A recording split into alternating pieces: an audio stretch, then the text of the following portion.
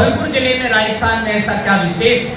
तो मैं उस इतिहास के क्षण को आज साझा करना चाहूँगा कि ये वही धौलपुर जिला है जहाँ देश के सपूतों के कारण जब हमारा देश अंग्रेजों की गुलामी से आज़ाद हुआ था 15 अगस्त 1947 को, आप और हम सब जानते हैं तिरंगा झंडा तभी फहराया गया था लाल किले से। परंतु धौलपुर ही एकमात्र ऐसा पूरे भारतवर्ष में ऐसा जिला जहां 4 महीने पूर्व 11 अप्रैल 1947 को ही देश का जो तिरंगा झंडा था वो हमारे सेपो ब्लॉक के गांव तसीमो में एक नीम के पेड़ के ऊपर फहरा दिया गया था। और जब वो फहरा दिया गया था तो निश्चित तौर पे उस चीज की प्रजामंडल था, उस समय इतिहास में स्पष्ट शब्दों में इस चीज को लिखा गया है। तो जब फहरा दिया गया तो सरकारी हुकूमत को पता लगा तो ये कहा गया कि इस झंडे को तुरंत प्रभाव से उतारना है। लेकिन हमारे ही इस जिले के सपूत शहीद छत्तर सिंह परमार जी और पंचम सिंह कुशवाहा जी ने अपनी जान की बाजी लगा दी, लेकिन इस देश से उस क्षण में उस तिरंगे को नहीं उतरने दिया।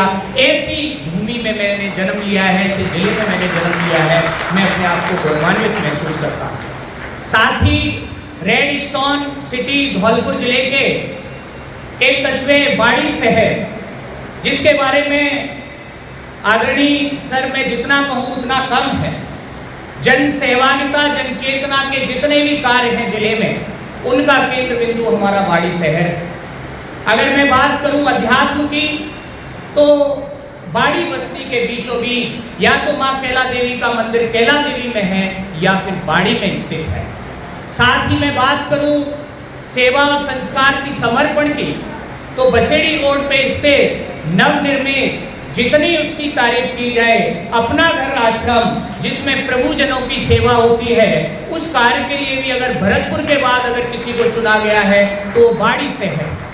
उसके पीछे एकमात्र कारण ये है कि यहाँ समर्पण है, यहाँ जनसेवा का भाव है और यहाँ आदरणीय डॉक्टर शिवदयाल मंगल जी जैसे आदर्श मार्गदर्शक पुरुष हैं जो हमें चेतना लाते हैं कि हमें अच्छे से अच्छा इस बस्ती के लिए क्या कार्य करना चाहिए।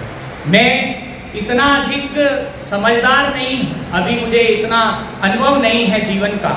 साथ ही अगर मैं बात करूं यहाँ के सरमथरा रोड स्थित उस भवन की, जिस भवन में ग्रामीण परिवेश से निकल करके बच्चे आते हैं और वो छात्र जो कहीं न कहीं कमजोर हैं आर्थिक दृष्टि से, तो उनका उत्थान करने के लिए भी उत्थान भवन का निर्माण हो रहा है। तो मैं समझता हूँ ऐसी बस्ती, जब कहीं ब्लड बैंक की कहीं भी बात आती है पूरे जिले में तो रक्तवीरों की नगरी के नाम से भी बाड़ी शहर को जाना जाता है। तो मैं अपने आप को गौरवान्वित महसूस कर रहा हूँ कि मुझ जैसे साधारण से व्यक्ति को, एक शिक्षक को ये दायित्व सौंपा है, तो कहीं न कहीं आप सभी का आशीर्वाद मुझे मिला।